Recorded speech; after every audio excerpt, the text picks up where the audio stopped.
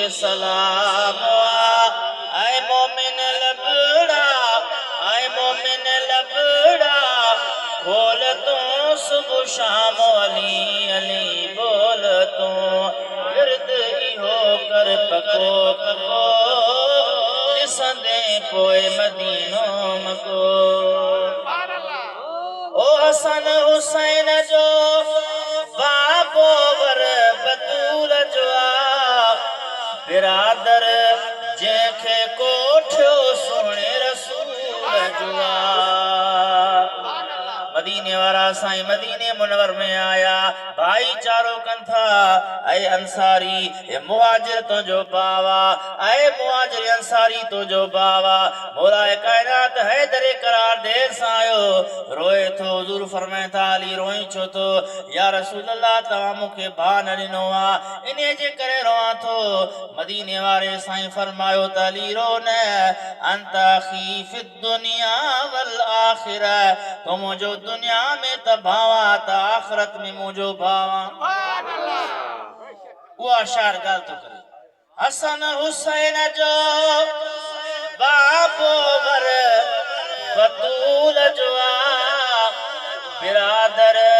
जंहिंखे कोठो सुहिणे रसूल जो बिरादर जंहिंखे कोठो सुहिणे रसूल जो ओ ईअं फरमायो सरवर जाम मुंहिंजो नीखे सलाम आए मोमिन लबड़ा आए मोमिन लबड़ा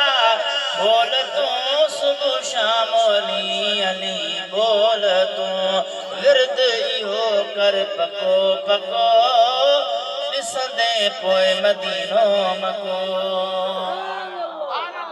ओ वक्त जा कारी हाफ़िज़ फुल हैरत में आहिनि किरात हू मौला अली जहिड़ी कदा न आहिनि अदा भला हाफ़िज़ शाम जो विया टे पहिरीं पढ़ी त फजर जी अज़ान ईंदी बस ख़त्म पूरो कंदा शबीनो ॿुधो अथव न ॿ टे हाफ़िज़ गॾिजी पढ़ंदा आहिनि सॼी राति क़ुर पढ़ंदा आहिनि फजर जो मस जेको आहे ॾींहुं अछो थींदो आहे ख़त्म शरीफ़ पढ़ी पूरो कंदा टी सिपर पर मौलाए काइनात जी या करामत मौलाए काइनात हैदर करार दुलदुल जे हिकिड़े रिके में कदम मुबारक विझनि था अञा लांग वराए ॿिए जे दुलदुल जे रिके में कदम मुबारक दाख़िल कनि था त सॼो क़ुर पढ़ी करे पूरो था फरमाइनि उहा शार ॻाल्हि थो करे वक्त जा कारी हाफ़िज़ कुल हैरत में आहिनि किरात मौला अली जहिड़ी कदा न आहिनि ओ अहिड़ो पढ़ियो रब जो क़ुर अहिड़ो पढ़ियो रब जो क़ुर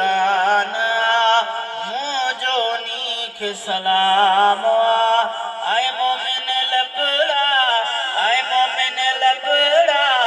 बोल तू सुबह शाम अली अली बोल तू मौलाए काइनात नौजवान अबो राज़ी कई आओ साईं अबे खे राज़ी कयो